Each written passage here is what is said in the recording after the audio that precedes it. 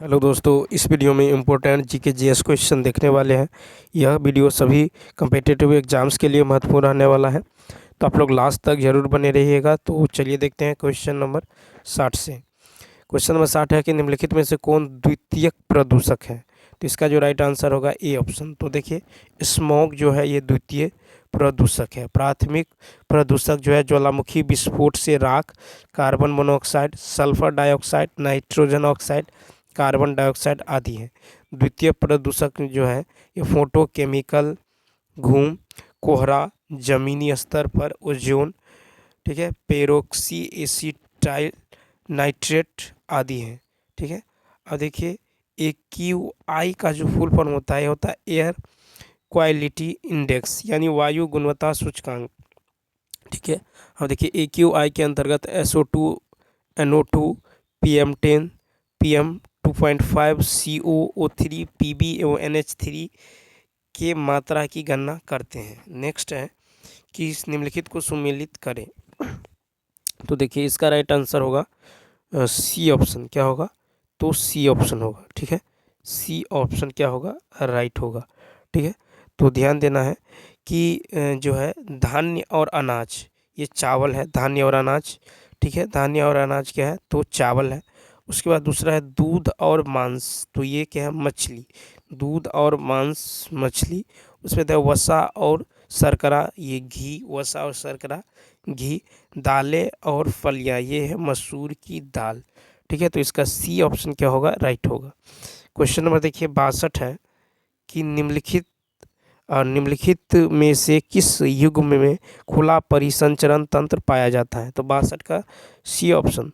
तो देखिए, कॉकरोच और सिल्वर फिश में खुला परिसंचरण तंत्र पाया जाता है। कॉकरोच जो है आर्थ्रोपोडा संघ का जीव है। कीटों में 6 पाद और 4 पंख होते हैं। कॉकरोच के हृदय में 13 कक्ष होते हैं। और चींटी जो है एक सामाजिक जंतु है जो श्रम विभाजन प्रदर्शित करती है। दीमक भी एक सामाजिक कीट है जो समूह में रहती है। ठीक है। केचुए में 4 जोड़ी हृदय होते हैं। और देखिए, घाटिया किस्म के स्पंज का प्रयोग ध्वनि अवशोषण के लिए होता है। कॉकरोच का वैज्ञानिक नाम पेरिप्लेनेटा अमेरिकाना है। ठीक है। अब क्वेश्चन नंबर देखिए 63 है। क्वेश्चन नंबर 63 है, क्रॉस लिंक्ड पॉलीमर का उदाहरण है। तो डी ऑप्शन। क्या है? D option. तो देखिए, बेकेलाइट क्रॉस जो लिंक्ड है ये पॉलीमर का उदाहरण है। नाइलॉन, पॉलीथीन, थर्मोप्लास्टिक पॉलीमर का उदाहरण है। और विनाइल क्लोराइड का निर्माण जो है मोनोमर विनाइल क्लोराइड के बहुलीकरण द्वारा किया जाता है। Question number 64। और देखिए, क्वेश्चन नंबर 64 है कि किसी विलगित परमाणु के नाभिक के केंद्र और बाह्यतम कोश के बीच की दूरी को क्या कहा जाता है। तो 64 का होगा बी ऑप्शन, यानी परमाणु का आकार। ठीक है, परमाणु का जो है आकार। तो किसी विलगित परमाणु के जो है नाभिक के केंद्र और बाह्यतम कोश के बीच की दूरी को परमाणु का जो है आकार कहा जाता है। परमाणु का आकार नाभिक के केंद्र से परमाणु के वैलेंस सेल के बीच की दूरी है। परमाणु की त्रिज्या 10⁻⁻10 मीटर होती है, जबकि नाभिक की त्रिज्या 10⁻⁻15 मीटर होती है। 65 है, ग्रहों की गति के नियम के प्रतिपादित किए गए थे। तो 65 का होगा बी ऑप्शन, यानी केपलर द्वारा। तो ग्रहों की गति के नियम केपलर द्वारा प्रतिपादित किए गए थे। ठीक है। उसके बाद है कि प्रत्येक ग्रह सूर्य की कक्षा के एक फोकस बिंदु पर स्थित होता है। 66 है कि कुष्ठ रोग उत्पन्न होता है। तो कुष्ठ रोग जो है ए ऑप्शन, जीवाणु द्वारा। कुष्ठ रोग जीवाणु द्वारा उत्पन्न होता है। कुष्ठ रोग तंत्रिका तंत्र एवं त्वचा को प्रभावित करता है। कुष्ठ रोग जो है माइकोबैक्टीरियम लेप्री का कारण होता है। ठीक है।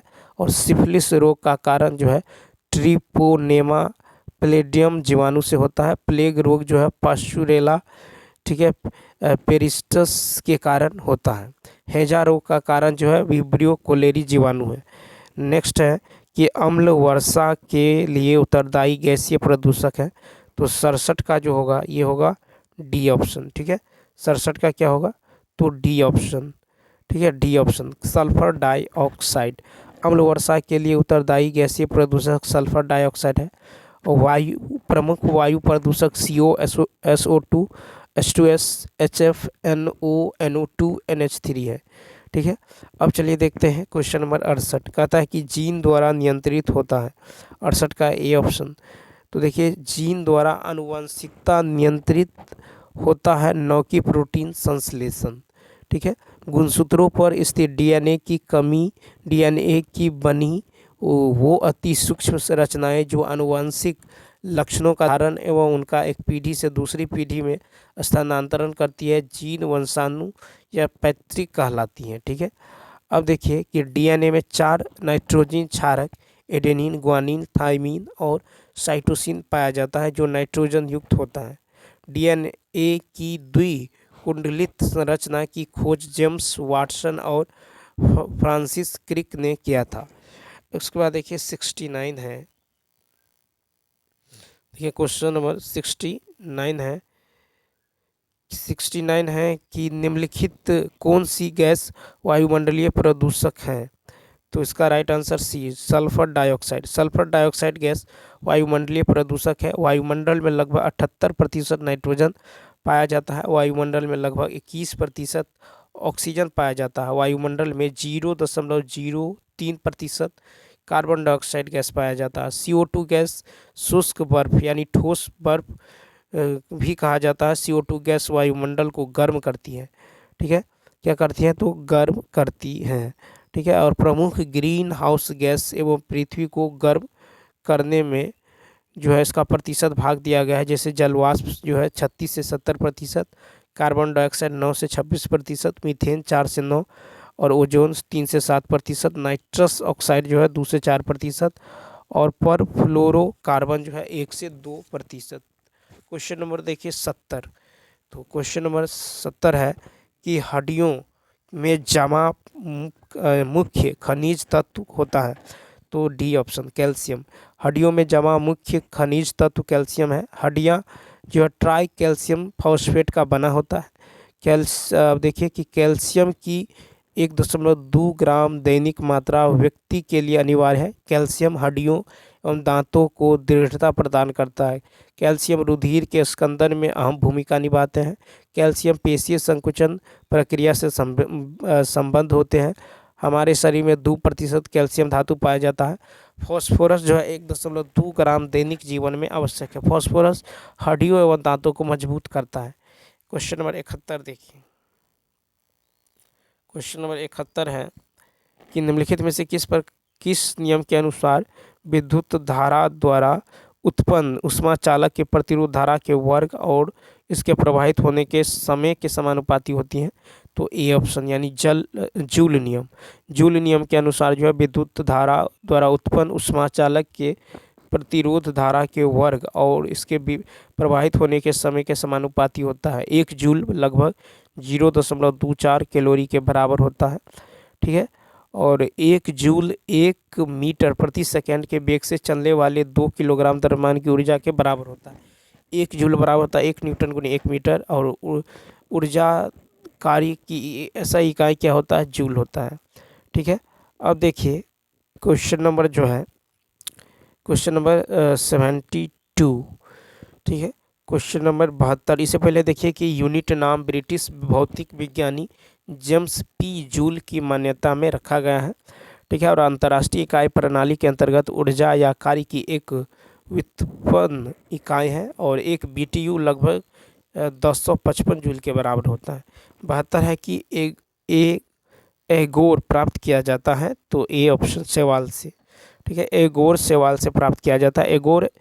एगार जो है नामक पदार्थ सामान्यतः लाल शैवालों से प्राप्त किया जाता है। ठीक है, लाल शैवालों से प्राप्त किया जाता है। उसके बाद देखिए कि यह जो है गैसीलेरिया तथा जेलेडियन नामक शैवाल से प्राप्त किया जाता है। इसका उपयोग ध्वनि अवरोधक, सूप, चटनी आदि में किया जाता है। नेक्स्ट क्वेश्चन है 73। देखिए 73 है कि दिए गए ग्राफ से 4 सेकंड में चली गई दूरी क्या है। तो देखिए, तो इसका जो राइट आंसर होगा ये होगा सी ऑप्शन। क्या होगा, सी ऑप्शन यानी 16 मीटर। ठीक है, क्या होगा, तो 16 मीटर हो जाएगा। ठीक है, तो देखिए कि दिए गए ग्राफ से 4 सेकंड में चली गई दूरी जो है कितना होगा, तो 16 मीटर होगा। ठीक है, कितना होगा, तो 16 मीटर होगा। ठीक है, उसके बाद देखिए यहाँ पे 14 के बाद आगे जाएंगे तो यहाँ पे कितना आएगा, तो 16 आएगा। ठीक है, 16। वेग समय ग्राफ का क्षेत्रफल दूरी का मान देता है। तय की गई दूरी वेग समय ग्राफ का क्षेत्रफल जो है वो त्रिभुज के क्षेत्रफल के बराबर होता है। ठीक है, तो ये हो जाएगा आपको त्रिभुज का क्षेत्रफल 1/2 गुने आधार, आधार कितना है, तो 4, आधार गुने ऊंचाई, ऊंचाई कितना है, तो 8। ठीक है, तो याद रखना है कि वेग समय ग्राफ का क्षेत्रफल जो है दूरी का मान जो है तय की गई दूरी जो है तय की गई दूरी जो है क्या होगा, तो त्रिभुज के क्षेत्रफल के बराबर। तो 1/2 गुने आधार गुने ऊंचाई, तो 2 दूनी 4 यानी कितना होगा, तो 16 मीटर। ठीक है, 16 मीटर हो जाएगा। ठीक है, उसके बाद देखिए क्वेश्चन नंबर 74। देखिए 74 है कि एक उत्तल लेंस को से 20 सेंटीमीटर की दूरी पर रखे बिंब का प्रतिबिंब कहाँ बनेगा यदि लेंस की क्षमता +2 डायोप्टर है। तो 74 का होगा सी ऑप्शन। देखिए एक उत्तल लेंस से 20 सेंटीमीटर की दूरी पर रखे बिंब का प्रतिबिंब -33.3 सेंटीमीटर दूरी पर बनेगा जब लेंस की क्षमता 2 डायोप्टर होगा। क्योंकि वस्तु दूरी बराबर क्या होगा, तो वस्तु दूरी बराबर होगा -20 सेंटीमीटर। ठीक है, और लेंस की क्षमता कितना है, तो लेंस की क्षमता है +2 डायोप्टर। ठीक है, तो देखिए उसके बाद जो है P बराबर क्या होता है, तो 1/f होता है। तो F P बराबर 1/f। ठीक है, तो F बराबर होगा 1/P यानी 1/2। ये हो जाएगा कितना, तो 0.5 गुने 100 यानी ये हो जाएगा 50 सेंटीमीटर। ठीक है, सेंटीमीटर। अब लेंस सूत्र से 1/v माइनस 1/u बराबर क्या होता है, 1/f। ठीक है, तो यहाँ से जो है 1/v बराबर होगा 1/50। ठीक है, उधर जाएगा तो ये हो जाएगा माइनस में। ठीक है, माइनस में 1/20। ठीक है, तो v का मान यहाँ से निकल जाएगा, कितना निकलेगा, तो -33.33 सेंटीमीटर। अवतल लेंस में वस्तु दूरी, फोकस दूरी एवं प्रतिबिंब दूरी तीनों ऋणात्मक होता है। ठीक है, वस्तु दूरी, फोकस दूरी और प्रतिबिंब दूरी तीनों ऋणात्मक। क्वेश्चन नंबर देखिए 75। क्वेश्चन नंबर 75 है कि माइटोकॉन्ड्रिया का मुख्य कार्य है कोशिका सेल में, तो 75 का डी ऑप्शन। तो देखिए माइटोकॉन्ड्रिया का मुख्य कार्य कोशिका में जो है रेस्पिरेशन करना है। माइटोकॉन्ड्रिया की खोज अल्टमैन ने 1886 ईस्वी में की थी और बेंडा ने इसका नाम माइटोकॉन्ड्रिया दिया है। और माइटोकॉन्ड्रिया कोशिका का शोषण स्थल है। ठीक है, क्या है, शोषण स्थल। माइटोकॉन्ड्रिया को कोशिकाओं का शक्ति केंद्र कहते हैं। 76 जो है कहता कि अनुक्रम इतना इतना में गलत पैटर्न। अच्छा ये देखिए यहाँ से जो है रीजनिंग शुरू होता है। ठीक है, तो चलिए दोस्तों इस वीडियो में इतना ही। यदि यह वीडियो अच्छा लगा हो तो लाइक, शेयर और सब्सक्राइब करना न भूले। तो चलिए मिलते हैं नेक्स्ट वीडियो में। Thanks for watching.